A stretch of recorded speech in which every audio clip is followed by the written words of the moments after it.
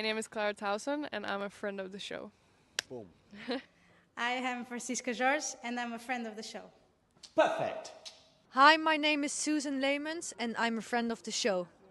Boom. Yeah. My name is Zainab Sammaz, and I'm a friend of the show. Boom. Hey guys, my name is Sasha Vickery, and I'm a friend of the show. Boom. Hi, my name is Lloyd Harris, and I'm a friend of the show. Perfect. Hi, my name is Jan Faria, and I'm a friend of the show.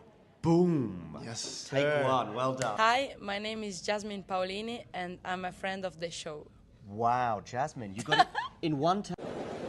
Ready? Play.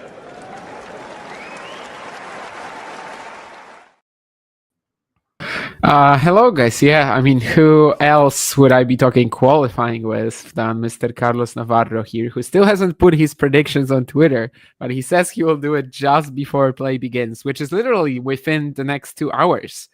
And Yes. are you as pumped for this as I am? Oh yeah, I'm thrilled. Thanks for inviting me, my friend. And yes, what an amazing draw that we have and that we're gonna be discussing live.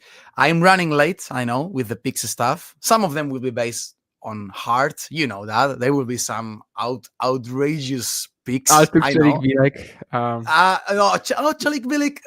Come on, we can talk about Celik Bilic. Fortunately, we're receiving good news from him.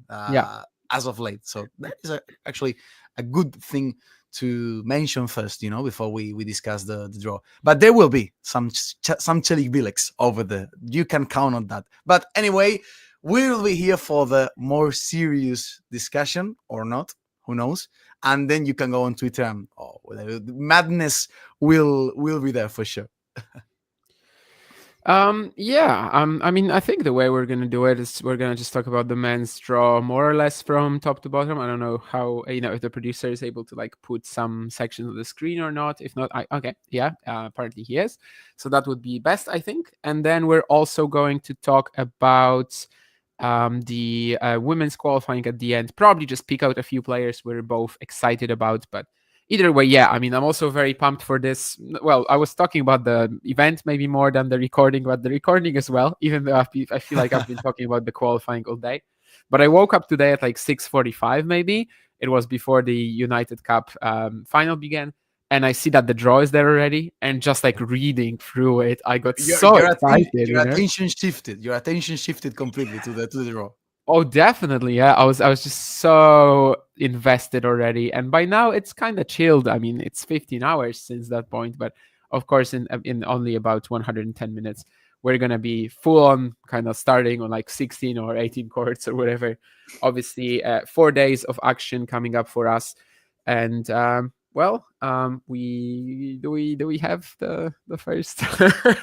do you want to start? Do you want to start? Okay, we do. We're getting it. It's entry lists. We would like the draw if that's possible. We're going way back. We're going way back. Don't worry. We're going to start from the very beginning. Okay. The wildcard announcements now. Fonseca is still like 300 of the in the world. You know, he's not even in the top 200. That's a great way to put it, actually, Matthew. I think we definitely will address that. Whether Chris Hewitt is another Leo Borg or not. I saw that Jake was also quite excited to see how he's going to do. But anyway, we have the first names on the screen. First qualifying section, there's Dominic Koepfer in there, who, if it wasn't for injuries the second half of last season, he probably wouldn't be in the qualifying. There's Ethan Quinn, the informed player who just won Champagne and made the final in Canberra. There's Yosuke Watanuki, who I guess cannot be discarded. What are your thoughts about this first qualifying section, Carlos? Well, Koepfer should be the favorite if we base it in, I don't know, I don't want to say quality, but he's the one that has the most experience over most of them. I'm intrigued to see what Buse can do. There's lots of hopes in Buse, especially in South America. He's a very tutored prospect. He's working and training in Barcelona, in one of the biggest academies that they currently have in Barcelona, and he's highly regarded and highly tutored. First, I think he's his first but his first Grand Slam experience. So he should play completely free with no pressure, especially considering he's facing the number one seed. If we base it in form, Ethan Quinn is coming off a fantastic week in Canberra. Of course, Fonseca was a little bit too much in the final, but nonetheless, making it to the final was a big success in itself. But I have my doubts that he's gonna even surpass, he's gonna even win against Calvin Emery. I don't know why, but I have a nice feeling about Calvin Emery. Although all things discussed now, I think Watanuki has a really, really great path. Considering he's not a seeded, the kind of draw that he could have gotten, the fact that he's facing Cerundolo, clay quarter first in his first match, first well for him. Then the second match he should be favorite regardless of whether he plays Escoffier or Blake Ellis. And then third match, maybe against Koepfer is more of a toss-up, but I think it's a good path for him, and I would put it as my first favorite to make it through the qualifying draw in this section. I will agree with you on that. I mean, there's only one concern really, is the fact that he played two matches last week and then had to give a walkover before his quarter. But otherwise, yeah, I mean, quality-wise, he's by far the best player in this like bottom half of this section.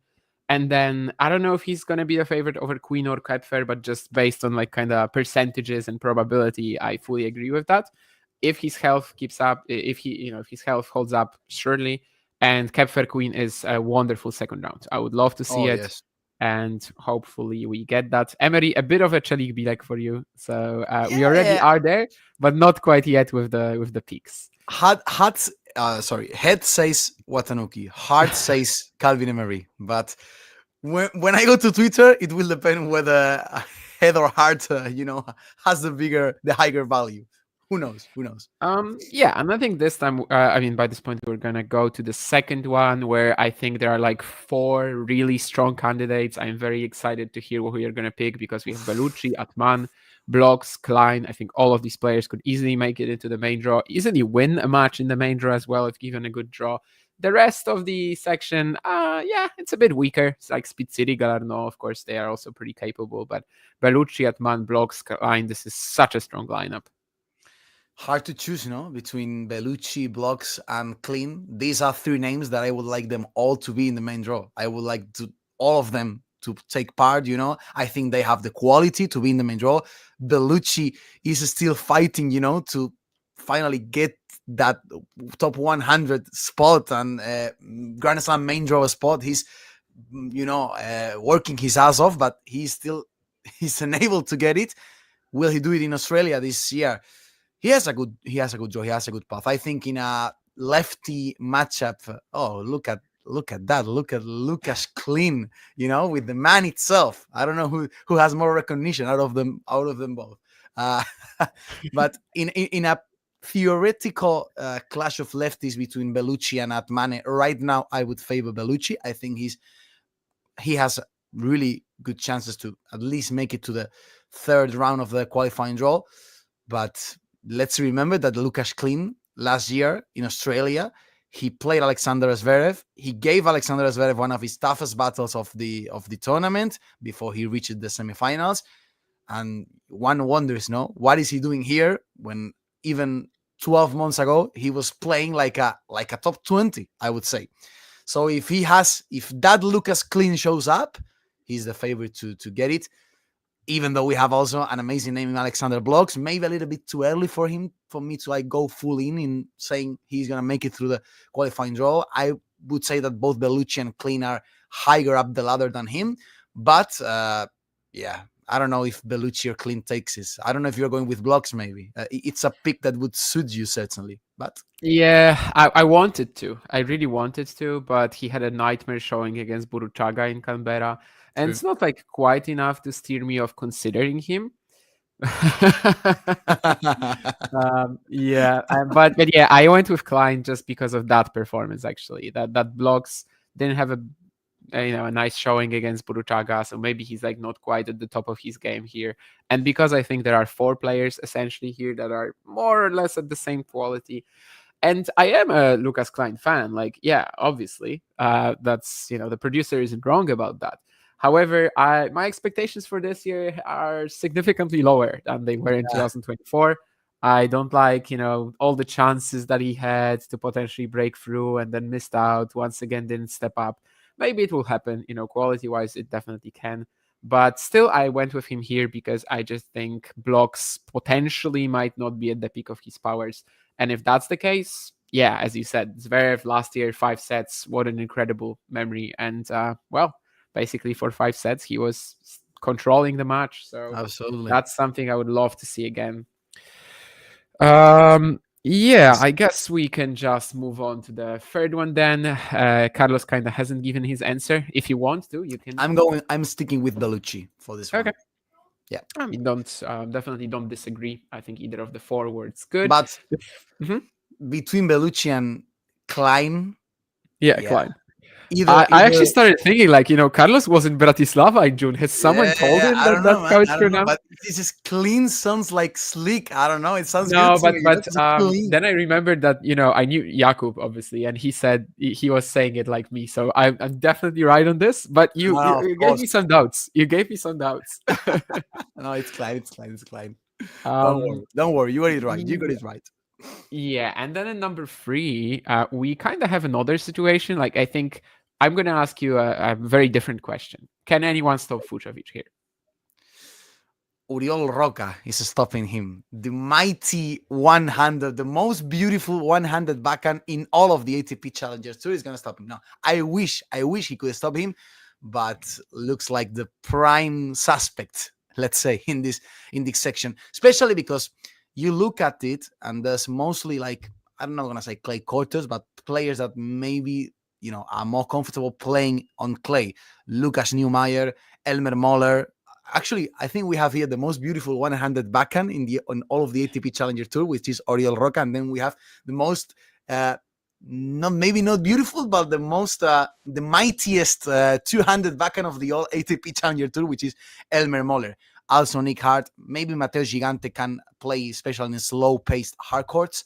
But you look at the draw, there are no real dark horses apart from Fucsovics, and Fucsovics is not even a dark horse. He's one of the main favorites to, get that main draw spot. So yeah, clean favorites, not Lukas Klein, but clean favorite here, Martin Fucsovics.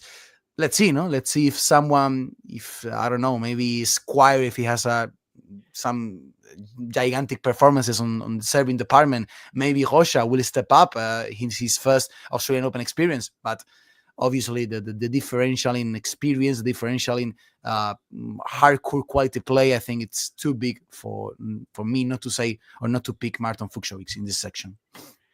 I very much second the mightiest two-handed backhand on tour. The best looking one-hander in the top. Yeah, it's not the same.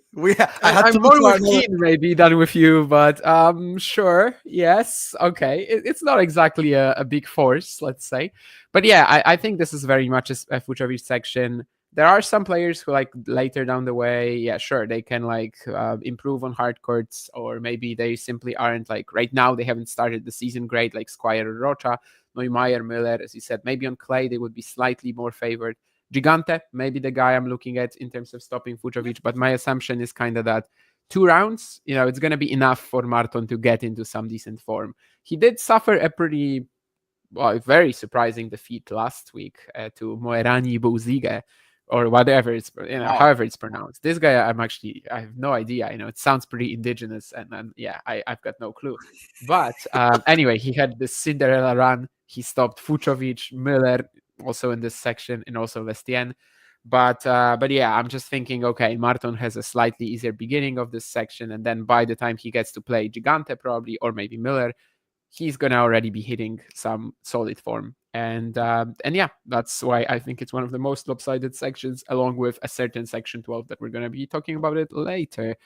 Yeah, I mean, you also were going Fucsovics, of course. The fourth one, I guess, is slightly more interesting. Christopher Eubanks stands out as the the 4th seed, but Grenier has qualified in the past. You've got Nava as well, qualified many times in the past for slams, also a former runner-up of the junior event here. And Rei Sakamoto, Tristan Boyer, one of the best opening round matches of the whole event, I think. Very interesting section for me, this one. I really want to have a proper look at Sakamoto's game, because I know he's been doing really well as of late, but I haven't had the chance to fully study his game yet. I also saw that the last section was kind of a talking tennis section, as John said. Lots of players interviewed by this channel, which is what you get when you go to the challengers. Watch your challengers and go to your challenger tournaments that are near from you guys. Watch Challenger, folks, should be like the main title in every single video that we do together. And then you can, join hopping in analysis.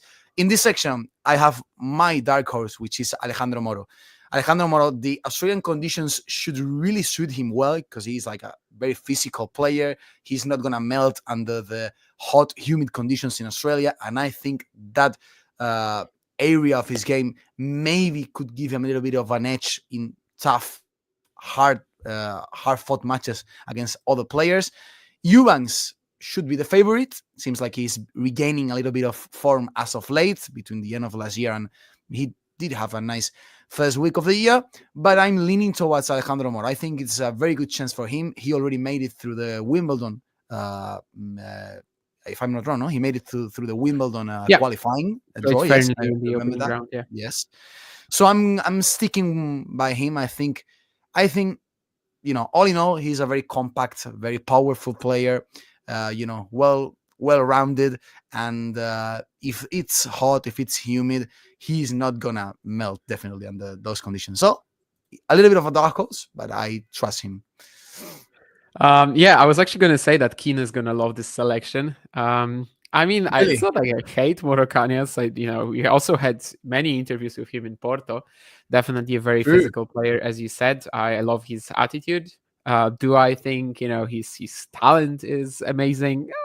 He can maybe make it to the top 100 at some point in his career. I don't know. It's not impossible. I did kind of enjoy his game a lot when he played that famous Madrid qualifying round, and good to see him develop. It's not the most outrageous shout.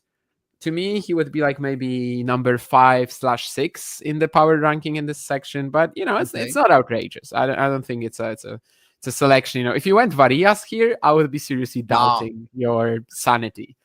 Given his form right now, but Moro Canas, I don't mind that. I just went with the seed, which maybe makes me boring, but part of me just wanted to go either Sakamoto or Boyer, and I just don't know who's going to win this match at all. Of course, Ray has had a couple of wonderful challenger runs, but also some physical issues along the way. In the opening round against Sharipov in Non-Taburi just this past week, he was just like straight up tanking a few games in the second set. Then maybe some meds kick in, I don't know. So I'm not really sure if he's still going to have enough fuel in the tank. And Tristan hasn't played since winning like Montevideo or whatever the last challenger was that he took last year. So I just don't know how that is going to go. Nava is also pretty dangerous for them. But I have to say, I'm not feeling confident about Eubanks. Grenier is also a fellow big server. He's super solid, of course. Yeah, I'm not positive that Chris is going to get for that. So this is not an obvious one for me, which is why I don't really dislike your Moro Canas selection at all. In fact, I don't think I have that many, sort of like outrageous picks myself. Okay. So I'm definitely hoping you will kind of dial up. You played it safe. You played it safe this time. Let's remember that last year, my amount of right picks was 0. 0, 0, 0. So anything better than last year is a win for me. So, I have some margin of error to go with some outrageous picks. This one is not outrageous, though, as you mentioned. I feel like it's a solid pick, but not the main guy for most of our viewers, probably. Yeah, I remember you getting 0, and I even often use it as an example, not to like this, not to trust our judgment. Yes. No. Sort of, yes. Because I just give an example of, I have a friend who's like, he watches a lot of tennis, he watches a lot of challengers and everything, and he went 0 out of 16. This is how tough it is, that's kind of. And this is the trickiest one out of them all, because you don't have as many tournaments to lean in terms of doing analysis as with other tournaments. Sometimes it's more of a toss-up, So you could. Half the players in this tournament have just like one match played in 2025 so far. Some of them even none. So this one in Wimbledon, I think. Wimbledon as well, when you have that situation where sometimes you have sections where nobody has played on grass before. But these two I would say. And let's go to the fifth one then. We have Passaro and Zappieri in a very good Italian clash. Of course, Giulio playing his first match since June. We also have the aforementioned Cruz Hewitt, who's going to play Nicolas Basilashvili, Kakhmazov, Van Assche, also a very good opening round. I think there are at least 4 or 5 picks you could go for here and not be called stupid. So what is your idea about this? I mean, it's going to be interesting, definitely, to see the Cruz Hewitt against Basilashvili match. Hewitt's showings in the Challenger qualifyings, I think, were good considering his age, considering his mileage on the ATP Challenger Tour. It's not like he has played much at this level, so I think he did well. It's not like we expected. I think no one expected him to like win 2-3 matches in a row, so I think he did well. Of course, this opportunity is something that he's going to cherish, but realistically, I mean, who is picking Cruz Hewitt? Well, it would be the most outrageous pick to actually choose Cruz to Hewitt. Qualify, yes. To beat Basilashvili, I mean, maybe. I mean, apart from, I don't know, by Marinkov or De La Vedova, I think this would be even more outrageous than choosing both of those Australian wildcards. So, yeah, intrigued to see how Basilashvili, first in his return to the Grand Slam action, even though it's not main draw action, which is what we were used to seeing. Tricky section to predict, honestly, because Passaro, he's a very talented guy, but you can expect everything from him. I think you can expect like an amazing and outrageous run, but you also can expect him to lose his focus, lose his temper, and lose like 2-2 against Seppieri, which I'm also intrigued to see how he's feeling physically after his long stint off. So maybe, I don't know if I would go with Passaro. I don't know. I'm not feeling super confident about him. I don't know why. For me, it's going to be between Basilashvili and Kakhmazov. Maybe Van Assche. It's the safest pick, considering I think conditions in Australia should suit him well as well. But he lost against Dane Sweeney in Canberra, which is something that won't give you much confidence to look for. So yeah, let's go with Basilashvili. I don't know. Let's hope. I mean, not hope, but let's see if he can. If we see a Nicolas Basilashvili that is 75% of what we saw in the main tour, he should qualify for me. He should walk through this section. Yeah, I went with Passaro. Honestly, my initial instinct was Van Assche, as Dave says. I mean, he just had a very good performance in Jeddah, but he also mentioned the Dane Sweeney match in Canberra, and it just kind of told me, okay, let's actually forget about it. Mostly because he has Kakhmazov and then Basilashvili potentially, so that's really tough in the opening 2 rounds. And that's why I just decided Passaro or Seppieri, because the second round for them is lining up very, very well on hard courts. So, I have no idea how Giulio is going to play. It's been 6 months. I think he had his surgery in like September or August or whatever. So I have no idea what he's going to bring to the table. Obviously, huge run last year. Also, Van Assche had a third round at the Australian Open last year. So there are some big names in terms of that here. But I just went with Passaro. I don't know if it's the safe pick. Maybe not even that, because, as you said, you can literally get anything from Passaro. But I think given that the second round is pretty much quite easy for either Passaro or Seppieri, that's what I wanted to do. Let's go to number 6, and I think another one that is pretty open, 4 or 5 players at least you can easily pick. I kind of have a feeling this will be an Altukcelik-Bilek one for you, and I wish I could do it, but I didn't. Well, it certainly has some weight. The Kimmer Kopian pick right now, it has more weight than it would have had, 6 months ago, because he had a pretty strong end of 2024. I think he did well also in Nonthaburi.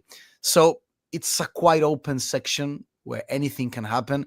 You have some players that were informed players during 2024. Valentin Royer also had a really nice year. Jason Kubler is also a main draw guy. He's here because of his injuries. Because of his injury woes. If not, he would be a main draw player. And the Australian swing is perfect for him, for his game, for his physical game. So maybe Jason Kubler is probably the safest option, but you can't go against hard here. And also I think Kimmer at least will make it to the third round of qualis. I think, I don't know if he's the favorite to make it to the third round, but I really trust him to make it to the third round. Then against Jason Kubler would be the favorite, and I think Kubler is the safest pick because his quality, his main draw quality, because his play, is perfect for these Australian courts and this Australian weather, and because he's going to have all the crowd rooting for him. There are many arguments, although playing against Thiago Monteiro, even though Monteiro's showing in the United Cup was lackluster, playing against Monteiro in the first round, that is also a main draw match, Monteiro against Kubler.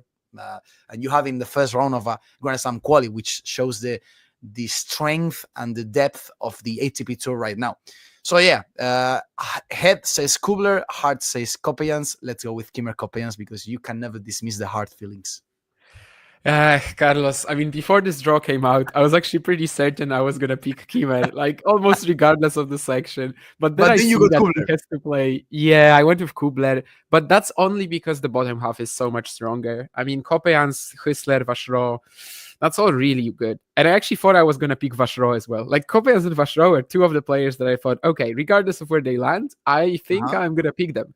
Obviously not completely regardless, clearly, but I mean, I even picked Kimmer to win non-taburi last week, even though he was still in the qualifying on the Challenger podcast. Okay. So, well, I mean, I have my heart invested in that player as well. And you're right that it actually does carry a lot of weight at the moment. Like, yes, he's playing much better when he's coming back from that injury, but I just went with Kubler because the top half is just slightly less competitive. That's all my basically like reasoning. And I also like the pace at which he's kind of like come back, just a couple of good ITF appearances, stronger and stronger with every single one of them. Decent match against Pui just last week. I like his chances quite a lot. And Kopejans, Huesler, Vachereau, I think that's a massive dogfight. Let's look at number 7, where we have another one of these like pretty big favorites. But in the case of Fucsovics, I think it was maybe less clear that the favorite is in horrible form. Kovacevic, the last 6 months or so, I mean, it's been such a struggle. So now the question is whether he can clean up here, as we have some other very good players. Great matchup between Bolt and McDonald, even Gauffier and Klein, who won 2 25Ks at the end of last year. Yeah, the thing is, what's McDonald's form right now? Like, it's not good. It's not good. And we couldn't test it last week because he ran into the absolute bulldozer that's Joao Fonseca is right now. Of course. He ran against the best player, against the GOAT, but it's true. It's true that he's not having his best. He's not having the form of his life previously, previous to this tournament. Let's remember that Mackenzie McDonald is he probably has some very good memories of Australian Open. Let's remember he beats Rafa Nadal in a match that certainly started the beginning of it kind of was the beginning of the end for Rafa, I guess, his last stint on tour. But you have a section here that is filled with players that also prefer to play on clay. You have Burruchaga, you have Colarini, you have Gianluca Maier, Brandon Holt, Alex Bolt. Oh, look at it sounds good, Holt Bolt. It looks like a new delivery gadget or whatever. But then you could have fit in some dark horses which are packed in one section, and you could have put them here and it would look a little bit better. I don't know if did you stick with Kovacevic for this one? I did. I am kind of hopeless with Kova, There's also a bit of a hard component in this, but I guess just because he has Colarini in the opener and it seems like a free win, and I'm thinking by the time he gets to the second, third round of the tough tests, maybe he gets into some decent form. I don't know. And of course he did well last year too. You know what? I don't know why. I just had this Colarini? No. You think? Gautier on Klein. Well, I don't know how to pronounce it. On Klein. I think. Yeah, I think he's from the French part of Belgium. Yes. I don't know. He had a pretty strong finish of last year. I think he won like 2 features in a row to cap off the year. One in Portugal and one in Tunisia, I think. And he's kind of it's in that mold of solid, he can hit from both sides of the court and physical player that should do well under the Australian hot, humid conditions and the, medium-paced courts of the Australian Open. But it's more of a, it's more of a wild guess than anything, because it's just the 2 seats here. I don't trust them. I don't trust them based on form, and I don't trust them based on their, irregularity, so to say. So yeah, let's go with on Clan, but on Clean or whatever the hell is called. Not Lucas Clean, but Gautier on Clean. It's similar as well, Let's go with him. I don't know. He had a pretty strong end of that year. He could certainly use a good result, and I think would it be the first time that he qualifies for a Grand Slam main draw? I think so, no? Or did he play? I'm not sure about it right now. No, I'm pretty sure. Yeah, he had this one good opportunity against Tirante at the French, but I think that might have been the second round even. Yes. Yeah, so let's go with him. Let's give him a little bit of happiness. It's always the feeling of happiness with someone clinches that first main Grand Slam win or whatever. Let's go with him. Yeah, I think Mr. Onclau follows me on Twitter, so I also have to give him some props if he's listening somehow. Although we actually haven't interacted ever, but yeah, I mean, yeah, as you said, 225Ks. I think he's definitely a contender here. McDonald against Bolt, that's not obvious to me. I think Bolt would have been a good wildcard choice, maybe sort of like Jessica or something like that for the main draw. So I went with Kovacevic, but I'm not feeling too confident. It's just that, yeah, he has almost a free win in the opening round, let's say, almost. And if he gets through that, I'm just thinking maybe he gets something going, but it's not obvious. And then number 8 is also quite competitive. Jesper de Jong, of course, qualified last year, won a round in the main draw. He even played Sinner. Well, couldn't really do much there, but that's not his fault. Benjamin Hassan is in there, and there's a very strong bottom 4 here with Gojo, Skatov, Lestien, Kopshiva. I think all of these players are very similar in terms of their quality at the moment. And yeah, I mean, I see at least 6 or maybe even 7 names that you could literally pick here and not be called a fool. So it's another one of these very open sections that I think you said even before we started recording, you see a lot of. Yeah, I think for me there are 2 main standouts, which are Jesper de Jong and Borna Gojo. I think if Gojo is redlining with his serve and he's hitting that first serve percentage well, I think he beats Skatov, and I would potentially favor him as well against Lestien or Kopriva. Don't know why, but it's just, I mean, Borna Gojo did really well in the other Grand Slam, hardcore Grand Slam, which is the US Open, and I think also the Australian Open conditions should suit him very, very well. And he's gaining some traction as of late after having, that big injury, after missing some months of competition, and he's not probably where he should be in terms of rankings, in terms of draws. So he has a pretty nice opener, to ease himself into rhythm, then has a pretty strong second match, which I think he'd be also the favorite. And then against Jesper de Jong, it's a toss-up. It's just we don't know what version of Jesper de Jong should we expect, and that's the main thing, focused Jesper de Jong should be the favorite, but who knows? Who knows? So maybe I'm leaning towards Borna Gojo in this section because of the the power of his serve. I think his game should work wonders in those Australian Open courts, and because I think he's been doing the right work and a very solid work of getting himself back into rhythm and propelling himself back into where he was. And I think a good Australian Open run should, make his argument even stronger in terms of getting back to that spot. Yeah, Aziz Dugas a big friend of talking tennis, so you always feel kind of tempted. Jesper de Jong, I've definitely got that hard component in there again, and I actually went with him. Some of that is only because the bottom half is so competitive. But honestly, the more I look at it, I was also just like convincing myself to go Gojo. He was outplaying Basov already for most of the match in Brisbane qualifying. He won the last challenger that he played in 24. I think he's back, like he's ready with the level, and he might qualify. Jesper, though, on the other hand, had that horrible showing against Andrei Lagan in Umea. And it just doesn't seem like he's firing just as much as he was before the Australian Open last year. But again, as you said, it's just one tournament. We don't really know all that much about the players formed. And yeah, I went with Jesper, but the more I think about it, I am like kind of torn between the 2 you also mentioned. They are the standouts for me for sure. And well, number 9, the one I'm calling the most open. I think that literally I can't name a player here that can't qualify. I also gave this to on another stream. I just said, well, basically, give me a guy, give me someone who can't qualify here. And a few people said at the same time, Jaime Faria. I'm not sure I agree. I literally think everybody here is a potential contender. I don't agree with that. I think Jaime Faria, well, Jaime Faria, he has some chances to qualify. Of course, it's his first. No, it's not his first Grand Slam, but certainly his first Australian Open. So that always gives a little bit of uncertainty.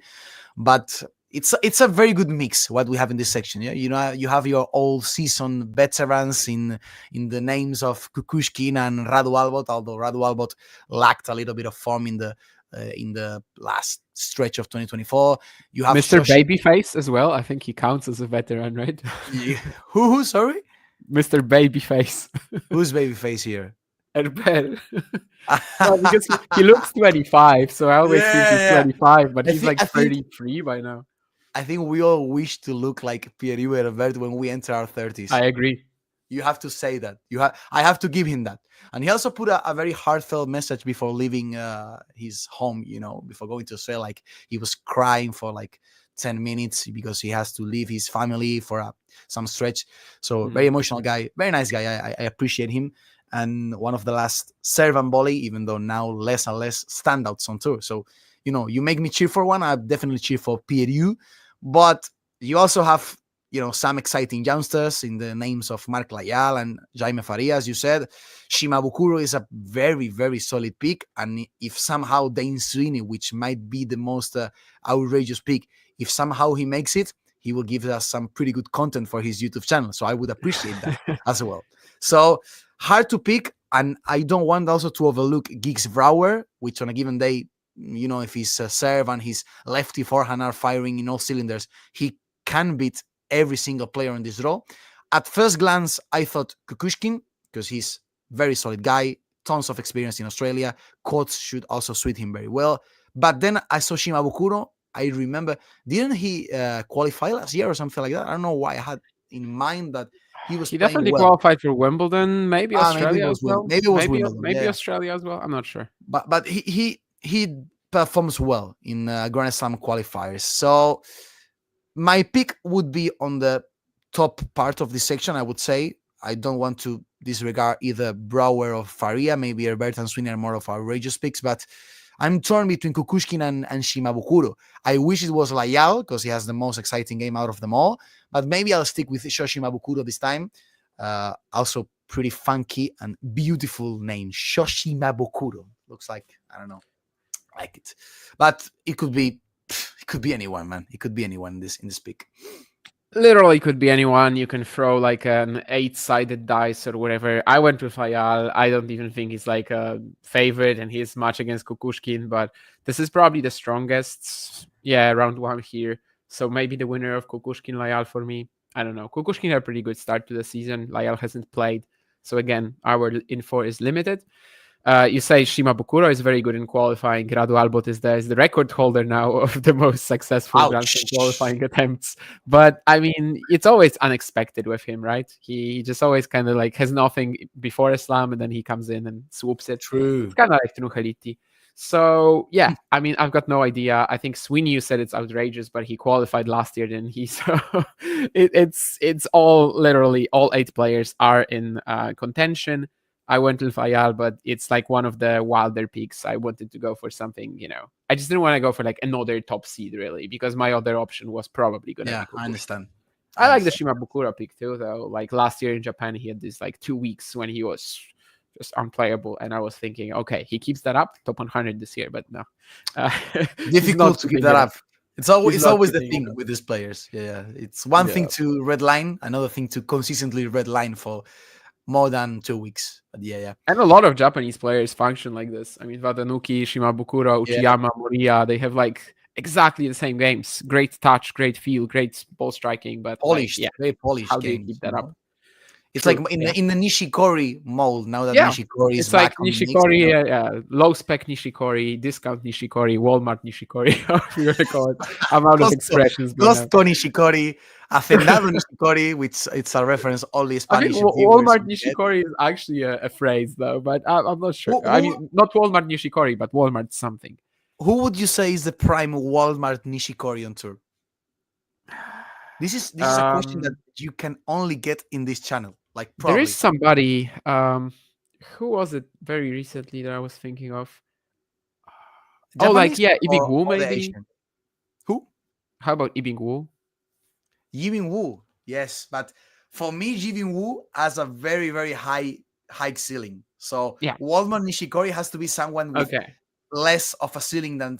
I mean, Yibing Wu can play, man. That guy he's a freaking beast, you know. I don't know. It's I was gonna say Ghost Soeda, but Ghost Soeda was not as sleek, not as a smooth mover as Nishikori was. Definitely not in the mix. You know, maybe Chiyama is more of a Walmart. Maybe Uchiyama of the guys we mentioned. Chiyama for me is like the prime Walmart Nishikori. Yes, indeed. Beat Holger Rune last year.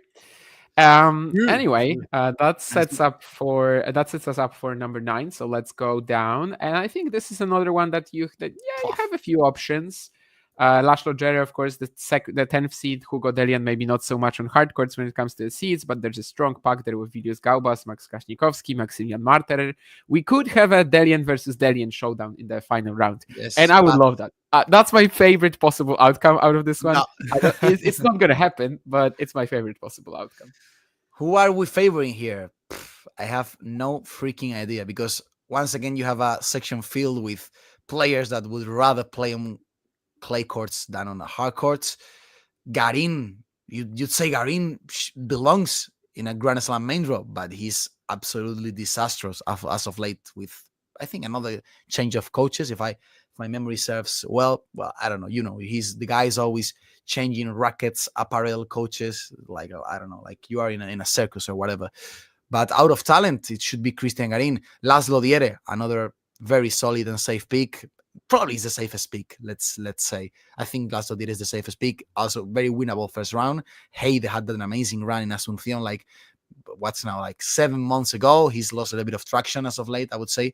Heide, Murkel Delien, I'm not expecting anything from him. Maximilian Marterer, another prime suspect of Grand Slam qualis draws, let's say.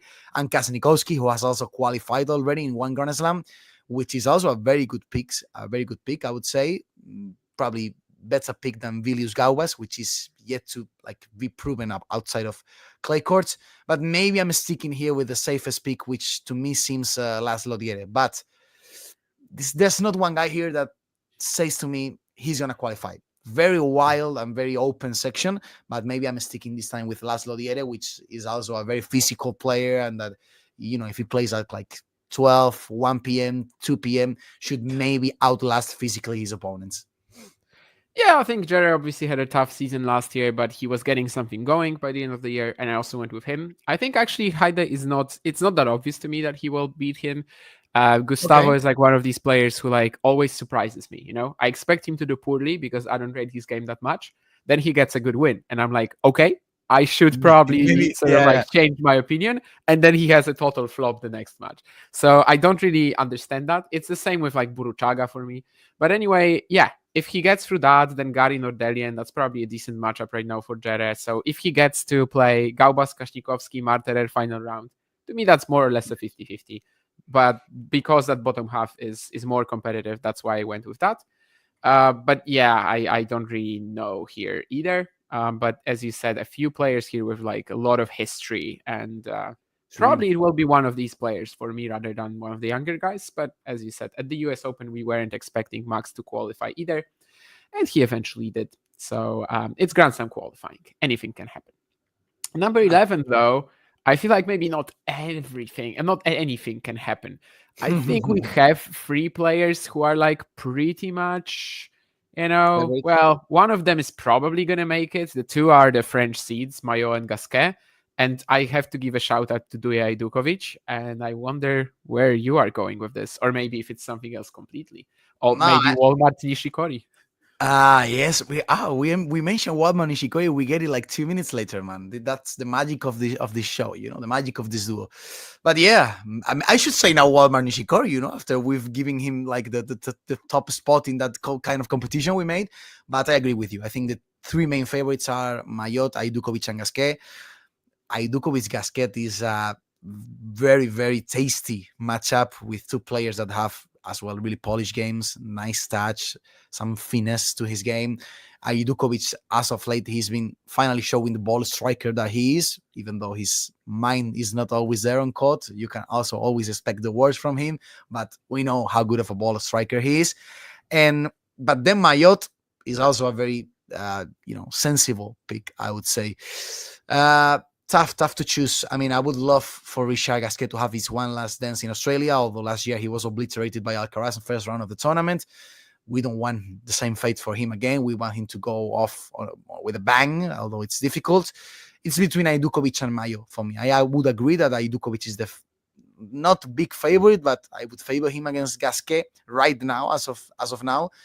But then Mayot, maybe, he's that kind of solid, safe pick, which gives you a little bit of more confidence than Ajdukovic. If Ajdukovic is redlining against Mayot, I think he could very well beat him, but you trust Mayot a little bit more when it comes to those big matches.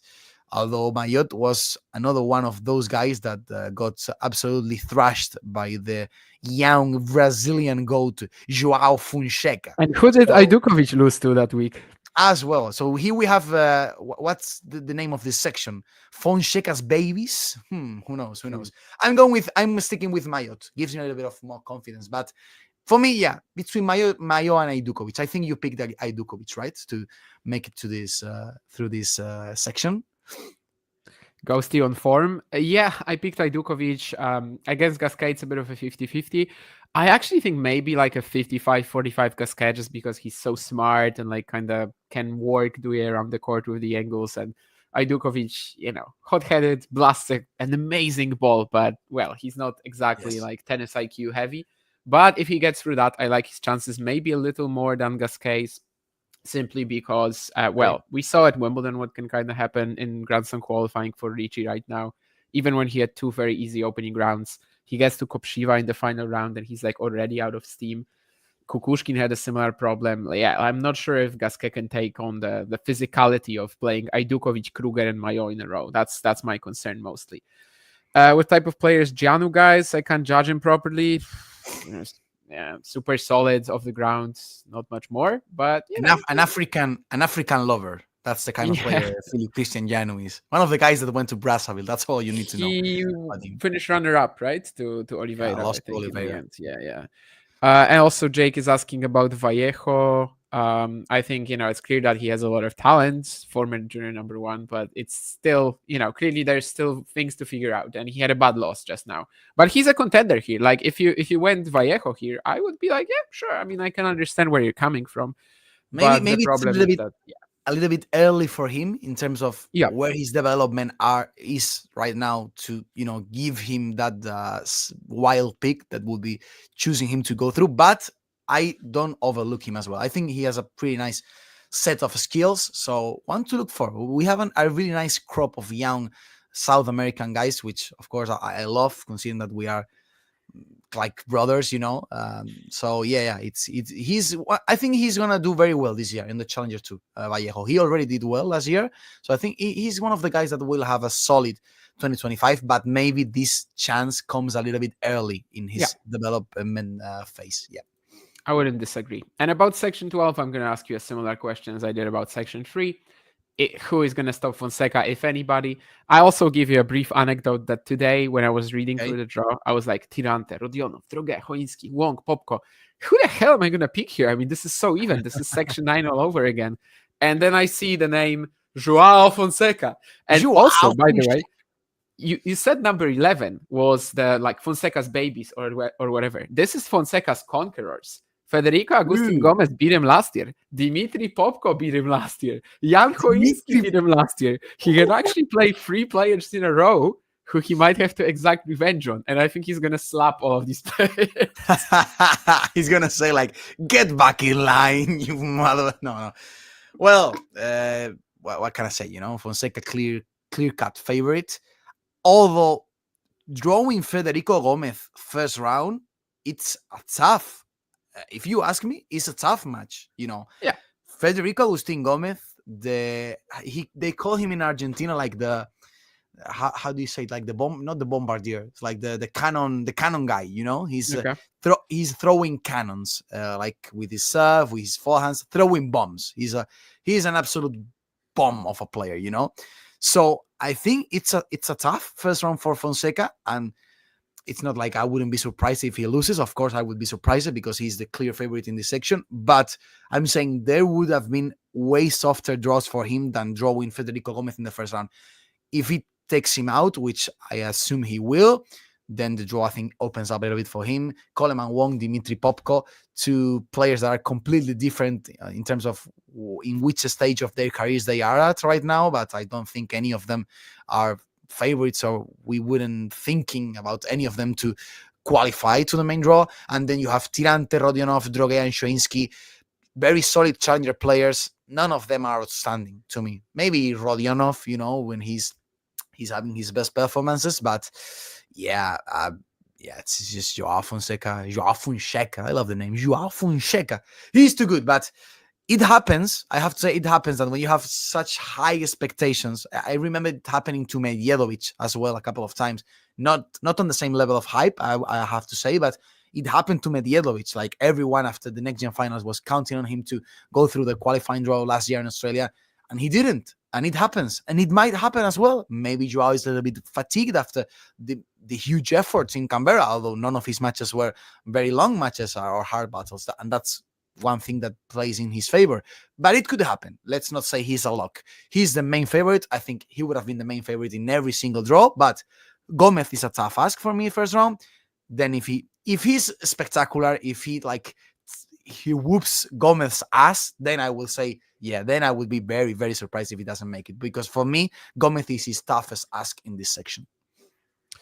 Maybe. Yeah, Popko, Choinski, they beat him in a kind of like similar fashion, you know, again, just being so consistent. But you have to ask the question whether Joao is like not too good for that at the moment. Just, it seems like the serve and the return, especially the floor has risen so much for him that I think, you know, he's played 10 great matches in a row. It's not going to be like this for the next 10. But even if he has that one stinker, he might still beat a player like this from this qualifying section. Yeah. So I really like his chances. I understand what you say about Gomez. Like the peaking moment that he had in Italy last year, like that was, you know, the guy just, whatever the ball was, he would just smack it. You know, he's a ball basher more or less. And it's a game that can also trouble anybody, basically. But yeah, I mean, everybody's going to pick Fonseca here. We either succeed or die together. And also to Arlie's question earlier about like how far do you think Joao Fonseca can go in the Australian Open, even in the main draw? I think I would like to see something like what Menchik had last year. Menchik was coming off a Canberra final, not a title. However, he got Nakashima in the opening round of the Australian Open qualifying, so the draw was just like insane there. Wow. And he beat him twice in 2 weeks because he also played him in Canberra in the semis. And then Menchik qualified, beat Shapovalov in the opening round, and lost to Hurkacz in 5, basically only because he ran out of steam. So I would like to see something like this. Just get into the main draw, get a good opening round draw, and then play some, you know, big seed and see whether he can do that. I mean, obviously, Joao Fonseca is not winning the Australian Open. He's probably not making the second week, although I guess that's technically possible, even with his lack of experience in best of 5. But, you know, first of all, the goal has to be to get through the qualifying.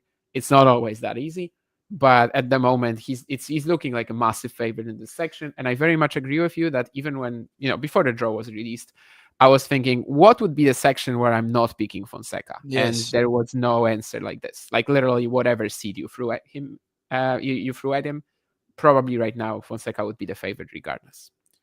I completely agree with everything that you said. And it's a matter of, in terms of his chances at the Australian Open and how far can he go, it's a matter of how optimistic or pessimistic you are, right? Because you want to be optimistic. I wouldn't completely write him off in terms of making the second round, the second week of the tournament. Yeah, it's 3 matches after all. And if you have if the draw kind of opens up, maybe he gets it. But that's being optimistic, of course. That's being optimistic. If you want to be more of a realist, then I would say winning your first Grand Slam match here in Australia after qualifying is a feasible goal and one he should be very happy if he reaches it. And I think it can happen. It also depends on who he draws in the first round if he qualifies. Let's not go that far. But for me, the main thing: qualify, get your first main Grand Slam win, and if you bow out against, I don't know, second round against, as you say, a Hurkacz or a Casper Ruud or a Andrei Rublev of sorts, then job well done. Another good tournament for your developmental phase. Yeah, and if you get one of these guys in the opening round and you go out, obviously nothing wrong with that either. As an unseeded player in the main draw, you have to play a seed in the opening 2 rounds. And yeah, I mean, it's going to be pretty random who he plays if he qualifies. But we know that everybody is picking him at the moment. Number 13, well, I think there's a pretty clear favorite in this too. I'm not going to say maybe who yet, but there are a few players you could also go for. I mean, Khabib Kypson, by the way, a great opening round. I think it's today pretty much, I think it's at the very beginning of play. Marigani Alves has had some good qualifying success. Good to see Tim van Rijthoven back, but who knows what he's going to show up, what he's going to show here. But yeah, I mean, what's your idea here? As I feel like there's a pretty clear favorite here. Yeah, and that favorite probably likes to eat cheese, no, and probably likes Lindt chocolate as well. Yeah, Jerome Kim. It's actually Jerome Kim. I don't know how you feel about this, but it's one of those players that when you see him live, you kind of realize the potential he truly has. Like if you all watch him live, you witness the acceleration that he gets off his forehand and the weight of his shots. I think you buy in the idea that this guy has so much potential. He's also fragile, and Australia's not a friendly place for physically fragile players. So that, for me, that's why he's not maybe that clear cut of a favorite that he would have been in other situations or in other tournaments. But yeah, I would favor Kim. Also, I think he has a very nice draw first round against an out of rhythm Tim van Rijthoven, who is coming back to tour after so many months. He only played like 4 or 5 tournaments last year, and he lost in the first round of all of them. Then second round against Felipe Meligeni or Clement Chidek. I don't think these guys are at his level. Meligeni on clay would be quite a daunting task, but here on hard courts, I don't favor him that much. Then third round could be like a Khabib showdown, and then that would be probably a nice showdown. I would love to see that happening, but I would still favor Jerome King with maybe a little bit of more of experience in Grand Slam qualifying than Hadi Khabib, which is coming off after that amazing match, amazing run in Chile, and we know how troubling his serve can be. I'm expecting a Khabib Kim showdown in the third round, and then I'm favoring Jerome Kim. Hi, Luke. Yeah, good to see you here. Colarini W. It's gonna be tough. Oh, honestly, legend. Kova lost to Taberner 2 years ago, right? At the Australian Open. So it's possible, I guess. Yeah, I mean, I very much second what you said. Tim van Rijthoven, he played 4 matches last year, didn't win a single one. If he was in better shape, maybe. But otherwise, I really like the draw for Kim to get to the third round. You know, he lost his opening round in Canberra, but it was 2 tiebreaks against Trotter. Nothing wrong with that. Khabib Kypson, I think, is a great opener and potentially the biggest threat for Kim here. Khabib, maybe the favorite slightly for me over Kypson. I don't know. It's a little shaky. I know that Kypson is favored by the bookies. I can't really say that's wrong. But yeah, one of the greatest opening rounds for me as well. Still, Kim is my pick, 100%. Number 14, I don't think it's a hard pick, but this is the one where I'm going, Poland, bring it on. Kamil Majchrzak, Australian Open qualifying. I know that he played the United Cup, and basically he didn't really play. Actually, he was on the bench, so I don't know what that means in terms of his warm up. But he still got a lot of good training and sparring partners and whatever.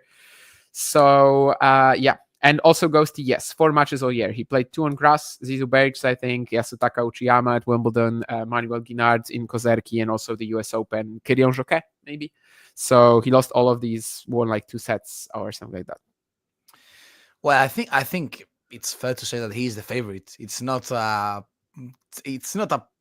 patriot pick, It has weight to this pick, and I'm choosing him as well. And I think he deserves to go back to a Grand Slam main draw after everything that happened to him. He had that sort of feel-good moment at the US Open, but he fell short just by 1 match. And I would love for him. I don't want to guess who. That's me when Kamil qualifies. Yeah. And we know Camille. He's a great, great guy, down to earth guy. He suffered a lot throughout the last 2 years, so he deserves that proper feel good moment. And honestly, I think he's the best guy in this section, which again is filled by solid players that can grind you down. But we have the Mr. Grand Slam qualifying here, which is Marco Trungeliti, which will remind us of a Rwanda challenger. Again, Majchrzak against Trungeliti. 2 matches there, yeah. Final and it makes us go back to Rwanda, to those beautiful 2 weeks. But I'm picking Camille Majchrzak, and safest pick. You can argue it with your heart. You can argue it with your head. Any of those two will make it. Will do it. Will be enough. Let's go, Camille. Yashta, Camille. Yashta. Who's that? I don't know who's that. Yeah. Is that guy qualifying for Australian Open as well? Yeah, I mean, I have this kind of like vision of Majchrzak, maybe he can go for his career high this year or something like that. Like, that would be a very good improvement over last year. I can see that happening. That's possible. I think more or less last year there were moments at least when he was playing at that sort of level. If he is going to do that, qualifying here would be a great start. Some legendary memories from the Australian Open when he was out-hitting Kei Nishikori on the backhand side for 2 sets and then just starts cramping, yeah. Of course, only 2 sets were any interesting, but still, that was super fun. So yeah, I'm picking Majchrzak. It's not a hard pick. It's not a Patriot pick. No, definitely not. Section 15, though, I think we have a lot more space to just kind of like go wild because, the top half of this is probably the strongest part of this draw in general. Collignon, Landaluce, Trotter, Evans. I mean, what the hell is this? And then in the bottom, I mean, if you want to go for that, there's also a few other guys like Galan, pretty good hard quarter. Svertina has qualified in the past. Maybe you go for the Kumoyan Sultanov, Uzbek Magic. It's all possible, but I think it has to be someone from the top half. I just have no idea who.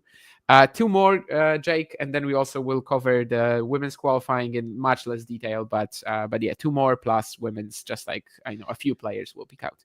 Of course, we are all rooting here for Martin Landaluce. Would love to have some Spanish flair into that main draw. And he's been progressing really, really well. I think they are doing a great job with him in terms of setting up a really slow pace, but just trusting the process. Last stretch of 2024 was amazing for him. And he's primed to get that first Grand Slam main draw. The problem is he stumbled upon the toughest section of all the draw.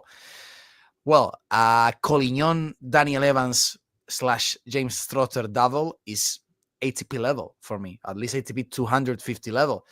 And it's a really tough ask for him. I'm tempted to choose to pick him, but it's not a lock by any means. And it's probably not the favorite, which I think Landaluce could have been the favorite in some sections of this draw.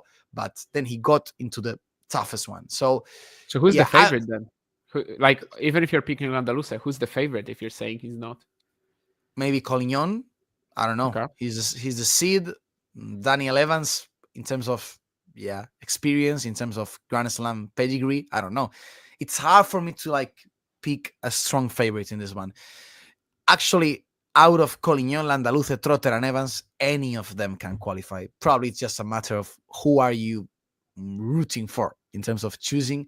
And because I'm rooting for Landaluce, let's take him. Let's hope that he gets his first Grand Slam main draw, which I would absolutely love that to happening because he's a very, very sensible guy. He's a very, you don't feel like he's 18, 19 years old when you're talking to him. He has so much maturity. He has so much, his head is so well-rounded. I would actually love that to happen, and let's go with Landaluce. Yeah, as you said, Joao in the chat, a bloodbath in the opening. 4 players. I went with Landaluce as well. Collignon just lost to Galan in the Canberra opening round. Seems to me like generally maybe he will be more focused on still Challenger Tour success in the first few months rather than Landaluce, who might be going a little bigger soon, but we'll see. Evans, fair choice as well. Trotter too. Yeah, I just had no idea. I decided to go with Landaluce. He had a pretty good showing in Canberra, but then a disappointing performance against Quinn. He served really let him down.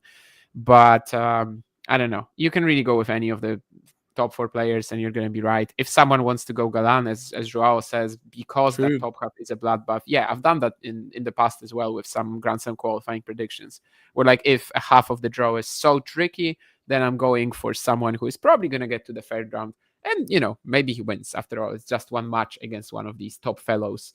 Whereas the chance that you land the correct round 3 player here between Collignon, Landaluce, Trotter, and Evans is already pretty low. And probably about 25%, truth be told. But I went with Landaluce as well. And then number 16, there's a huge opening round here. And there's also a huge player that I know if Quinn is still with us, he's going to be like screaming Bernard Tomic right now. And he's going to be, I don't know, dancing the Lord dance, whatever it is. He's going to be like trying to heckle Andres Andrade in the final. But anyway, I think for me, it's more about the winner of that one huge blockbuster. Yes. And I have some doubts regarding Lerner Tien's adaptability to the main tour, the adaptability of his game to the main tour. I have to say that. But it's also a great draw for him to make it to his first Australian Open.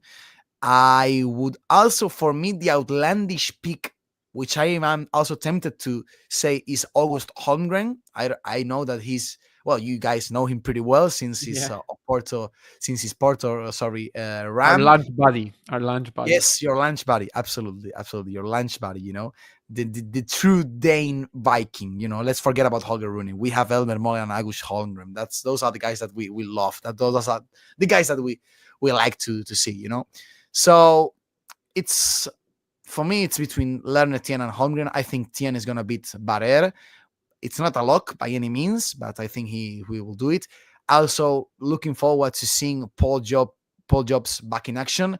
Also had a terrible run with injuries and lots of mental as well demons that he's fighting every single year. So I would love for him to get some, become solid. Once and forever, because he has so much talent for me, so much raw talent. But then it's between Lerner, Tiens, and Holmgren for me. Holmgren is the most outlandish pick, I would say. Lerner is the safest one.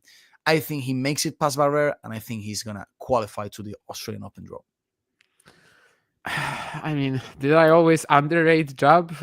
Am I really underrating him? Did you see the second half of last season? I mean, Jubb is what he is. He's probably not going to qualify here, but it's possible. I went with Lerner. I think against Barrère, it's pretty close. Non-Taburi finalist, of course. He actually played Karatsev pretty close, which was something that the other players could not manage at all. True. Like Kimmer, for example, got just 0 break points, 13 against him, I think, or something like that, which kind of says it all. And Barrère was actually playing Karatsev, was actually competitive. I think it's a pretty tough match. Maybe it's a decent matchup for Lerner generally because, he likes these guys who just like go at him with flat, big pace. True. And I do also have some doubts. I think the next gen finals format kind of suited him in many ways in that, you could lose to somebody who like figures out a way to beat you and then you're still in the event. Also, probably the serving that was so good against Menchik and Fields outside of indoor conditions. I'm not really sure it's going to hold up that well. But if he beats Barrère, I guess it's a solid section for him. I think Tomic, it's a real chance. Like, this is as good a draw as he could have really hoped for. Absolutely. The opening 2 rounds at the very least, right? Like, yeah, you're unseeded in a Grand Slam qualifying draw. You get Josef Kowalik outside of clay courts, and you get Hayden Jones or August Holmgren. Like, yeah, that's exactly what you want. So I think he's definitely in with a shout. I'm not quite going to go for it, but yeah, Tien or Barrère for me, the winner of that. And I'm not really sure what I would be going for here. Do I remember when Jubb destroyed the Brew like last year? To be honest, no. I think the last 5 months for Paul Jubb are kind of just a blur for me because there was nothing to watch and there was nothing you erased them. Get excited you erased them from your memory. I mean, Jubb is like a slightly better Jay Clark to me, of course. Come on, man. You are harsh on Paul Jubb. In terms of being physical, in terms of being just like similarly physical. And I think his ceiling is much higher than Clark's. I think that's that comparison really hurts. Jay Clark got to 153 in the world or whatever his career high is. That's true, man. That's true. I think it is his career high. It might be off by a few spots, but props to him. I gotta say props to him because Props to him. Yeah. I mean, obviously he's better than Jay Clark, but this is for me with Paul Jubb. It's always a matter of mental issues rather than tennis issues for me. Just the guy is so inconsistent, and he has so much rambling and going on inside his mind that always throws him out of focus, and that never allows him to properly and consistently perform like week in, week out. And that's his main problem. He has some pretty nice patches of game, and he has had some pretty nice runs. I remember the Bolivian run when he won his maiden challenger, but he's never able to be consistently that Paul Jubb. And that's to me that's his main problem. I don't know. To me, he has a pretty clear ceiling on his game. He could get into the top 100 at some point going forward. Maybe why not? But it probably will be like 80, 90 or whatever, like something like that. I don't think I'm actually I definitely don't underrate Paul Jubb in my mind. Like I don't think I'm sleeping on him or anything. I just think I'm very real about him. Anyway, okay, because the producer is playing these peaks. Anyway, when it comes to Fonseca playing challengers, he is signed up for Quimper, but of course that is due to change. And I would assume that the golden swing, he's gonna hit it big, and if he gets enough points to be already 80, 70, then maybe he will only play Estoril or something like this. There's also that 175 in the Dominican Republic now between Indian Wells and Miami. So maybe if he's ranked 80, 70, probably only the 175s, I would assume. But yeah, of course, it will depend on his results and how quickly he is in that top 100. Anyway, by that point, we have reached the end of the men's qualifying draw. As I said, women's, we're just going to do a little bit more smoothly, just talk about a few players of our choosing, essentially. So maybe I will throw the first one your way, and then maybe you can respond with something. But someone that I'm really excited to watch this Australian Open, and I was really excited to watch her as well the entire season last year. Unfortunately, it didn't work out the way I wanted it to and the way she wanted it to because of a huge injury. But Alina Kornieva, to me, is one of the players to watch here. She's facing Sara Errani, then potentially Brenda Fruchvirtova in a huge, young girls clash in the second round. But I think she's the favorite to qualify. So much talent in Kornieva, which I picked her actually to be the main standout or have that breakthrough last year. Of course, that was stopped and cut short by injuries. But in his section, you have Alina Kornieva, Brenda Fruchvirtova, Dominika Salkova, and Maya Chalinska. How do you pronounce it? Chalinska. Chwalinska. True that. More or less, Maciek, yeah. Chwalinska, yeah, true. So you have plenty of young guns in that section, which to me is the most interesting section out of them all, especially when you go through the draw and then instantly you have Sara Sorribe Stormo in the next section. So it's kind of a big change, between all these youngsters. And actually, do you remember who Kornieva beat last year in the opening round of the Australian Open? True that. No, I do. Do I remember? Are you asking? I mean, I'm just saying, because it's Sorribe Stormo, so it's the... Yeah, that's what I meant. So, Kornieva is definitely one to watch. I would highly encourage people to also have a look at Solana Sierra, the Argentinian hard hitter, great power off both sides. He definitely can slap the ball as well. And he has a potential showdown against Alicia Parks in the second round. You never trust Alicia Parks on outdoor conditions, though. So I think she has a pretty good chance, Solana Sierra, to make it to the qualifying draw. That's one of my dark horse to speak. Also in that section, you also have Alexandra Ayala, which is kind of that perennial hope from the Rafa Nadal Academy, always there, but never quite fulfilling the shoes that everyone put her on. And then you have so many good names, of course, Golovic. I'm intrigued to see also Marina Stakusic, how she fares in this. I think she should qualify, and she's also a name to keep an eye on. And some pretty interesting names. You have Rebecca Mazarova, who switched nationalities, went back to representing Switzerland and deserted Spain. She plays a Spaniard in the first round, so it's kind of a really nice first round. Kind of there's some tension going on over there. But for me, the two main names to watch are Sorana Sierra and, as you mentioned, Alina Kornieva. I hope both of them will qualify. And then let's see. It's always with the women. It's always kind of a little bit more open, and you have some pretty good names. I would also love Victoria Jimenez Kasintseva to do well. I think she's finally on her own path. She had so many expectations and so a burden so huge that she could never walk.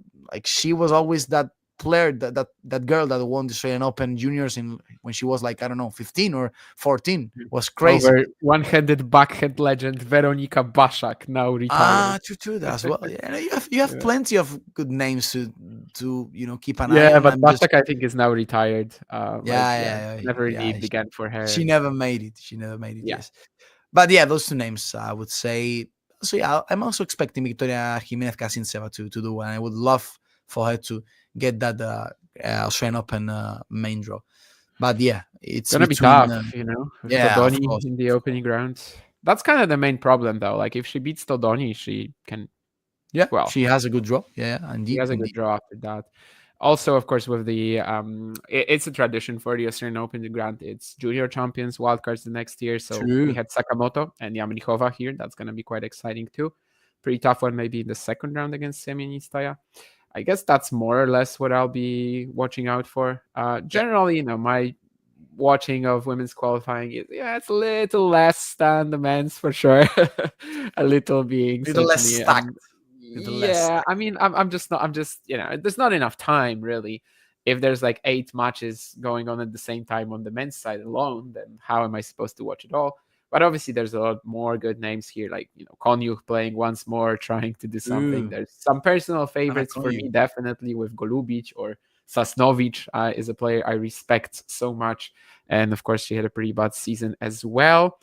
And also Polina Kudermetova is in the. Oh, she's also in the qualies, right? Yeah. After that Brisbane run, so quite the change up after that amazing run. I guess she's in the Noskova position from 23. Was it 23? Right? Yeah, 2023, when Parks and Noskova were the two players everybody expected to qualify after Linda had a big run in Brisbane as well. No, Adelaide maybe. And also lost to Sabalenka in the final. So it's a similar thing there as well. Khvaniska, yes, I'm definitely gonna.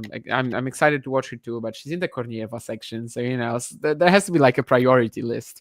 And actually, recently on Twitter, I put out this list of like players who weren't in the top 100 in 2023, but were in the top 50 in 2024 at the end.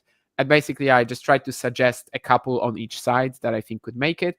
And one of my picks on the women's was Kornieva. So, I have to support my pick now. Yes, Joao. Actually, both Noskova and Parks didn't qualify in 2023 in that situation when they were expected to. I think Noskova lost in the opening round to like Kafrin Sebov, and Parks had this like 70 errors showing against Sarah Bailek. So yeah, the favorites don't really make it most of the time. That's kind of the thing about Grand Slam qualifying. Fonseca feels like it will be a different case, but we'll see. And yeah, Parks this time is also a favorite, but as you said, there are a few dangerous players in that section. She's also, like, someone called her moody just now in the chat. I don't know if I would agree about that, because like you actually know what mood you're gonna get. She's just gonna come out and blast every shot. Yeah, you just never know. Yeah. Well, sometimes it's working, sometimes it's not. That's definitely like a mystery. But now under the guidance of Jeremy Chardy. Wow. Nice link up. Nice link up, that one. Yes. Yeah, he did kind of make Ugo Humbert more consistent, I think, especially on clay courts. Like Ugo just started having these like the Taro Daniel win in Cagliari, which I watched live with our friend Alex as well. I think that was a very good example of that. Obviously, an incredible match, 4 hours and 13 minutes. Moody's a good one. What's wrong with that? I just don't think she's moody. I think she's always in the same mood, but that's it. Well, Carlos is going away, but we're actually very close to finishing, obviously. In fact, I think very soon we're going to have to be starting ATP Weekly already. So, yeah, I mean, just like Joao says, that's kind of just my feeling about Parks. It's just going to be, blasting his way through the court and blasting her way through the court. And there's not really like much in terms of, today I'm going to play differently, but maybe it will come at some point. Either way, thank you to everybody who showed up. Thank you to Carlos, who also showed up for us. I don't have time. I don't have time now to write my picks on Twitter, man. You gave me like, I don't know, half an 33 hour. 33 minutes. That's enough. 33 minutes. Actually, I don't know. No, because you did these like, there was a tweet dedicated to every player, right? Yes. Well, then you don't have much time for that. Yeah, I'm sorry, Carlos. I mean, we have to quit them because you have to rush. Tennis, they're not gonna start at midnight precisely, right? They're gonna start at like midnight and 5 minutes. So you have about 35 minutes, let's say, to do it. Don't worry, they're waiting. They're waiting for my picks. They won't start action until I don't get my picks in. Do not worry, guys. Jerry Armstrong, or who the hell is the supervisor of the Direct Australian line. Open, is calling Carlos and like, have you put the 20s already? I mean, we want to start. The fans are getting nervous. But anyway, yes, that's what that's what Carlos is gonna be doing for the next 30 minutes or so.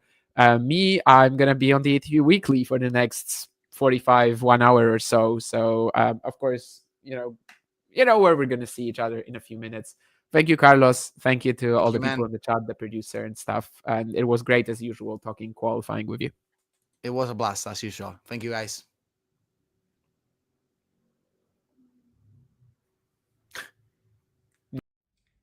If you enjoyed this video, make sure you hit that like button. Don't forget to subscribe and click that notification bell so you don't miss out on all things tennis.